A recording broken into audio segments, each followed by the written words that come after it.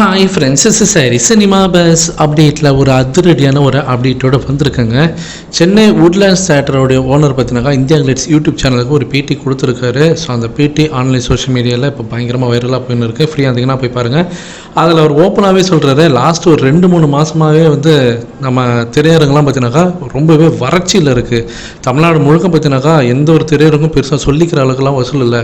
So Rajini sir தான் மீண்டும் எங்களை வந்து காப்பாற்றணும். அவர் வந்து வசூல் மழை பொழிஞ்சாதான் எங்களுக்கு வந்து ஒரு சந்தோஷத்தை தரக்கூடிய ஒரு தருணமாக அது இருக்கும் அப்படின்றத அவர் ரொம்பவே ஒரு யதார்த்தமாக பேசியிருக்காரு. இவ்வளோ வருஷம் கழிச்சு 50 வருஷமாக சினிஃபீல்டில் இருக்காரு. ஆனால் இன்றைக்கி அவர் வந்து தான் இந்த சினிமாவை காப்பாற்றணும் அப்படின்றது நாங்கள் இன்றைக்கும் வந்து நாங்கள் வந்து புரிஞ்சுக்கிட்டு இருக்கோம் அப்படின்றத பேசுனதெல்லாம் பயங்கரமான செருப்படி ஹேட்டர்ஸுக்கெல்லாம். ஸோ ரஜினி சாரோட படத்துக்காக தான் எல்லாருமே வெயிட் பண்ணி காத்திருக்காங்க அப்படின்னு தெளிவாக தெரியுது. அடுத்தது முக்கியமான விஷயம், டிமாண்ட். இந்த படத்துக்கு கூலி படத்துக்கு டிக்கெட் டிமாண்ட்ஸ் பார்த்தினாக்கா விண்ணமுற்ற அளவுக்கு இருக்குது. கிட்டத்தட்ட பார்த்தினாக்கா அந்த கார்பரேட் புக்கிங்ஸ்லாம் ஸ்டார்ட் பண்ணிட்டு தான் சொல்கிறார். அவர் என்ன சொல்கிறாருன்னா, வழக்கமாக எந்த ஒரு படம் எங்கள் தேட்டரில் ரிலீஸ் ஆகும்போது எங்கள் அப்பார்ட்மெண்ட்டில் இருக்கிறவங்க எங்கள் ஃபேமிலி குரூப் மெம்பர்ஸ்லாம் நாங்கள் ஒரு ஷோ அப்படியே மொத்தமாக புக் பண்ணுவோம். ஆனால் மீண்டும் அந்த கார்பரேட் புக்கிங்ஸு ஒரு குரூப்பாக மொத்தமாக வந்து ஒரு ஷோ ஃபுல்லாக எங்களுக்கு கொடுத்துருங்க அப்படின்னு சொல்லிட்டு கேட்கக்கூடிய அந்த விஷயம்லாம் வந்து ஒரு 10 வருஷம் கழிச்சு இப்போ தான் அது மீண்டும் அது வந்து தலை தூக்குது, அது நடக்குது. 10 வருஷத்துக்கு முன்னாடி எந்த படத்துக்கு நடந்துன்னு கேட்டிங்கன்னா அதுவும் ரஜினி சாரோட படம் தான், கபாலி படத்துக்கு.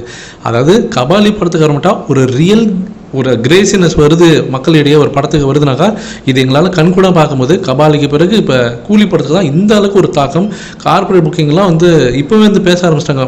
3 நாள் வந்து பார்த்தீங்கன்னாக்கா யாருக்குமே டிக்கெட் கிடைக்காதுன்ற அளவுக்கு பார்த்தீங்கன்னாக்கா இப்போ மாறின்னு வருது அப்படின்றத அவர் சொல்லியிருக்காரு.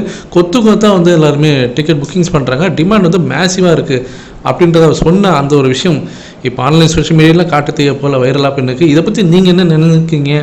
ஸோ ரஜினி சார் தான் வந்து கோலிவுட் இண்டஸ்ட்ரி காப்பாற்றணுன்ற ஒரு நிலைமையில தான் இன்றைக்கி இருக்குது.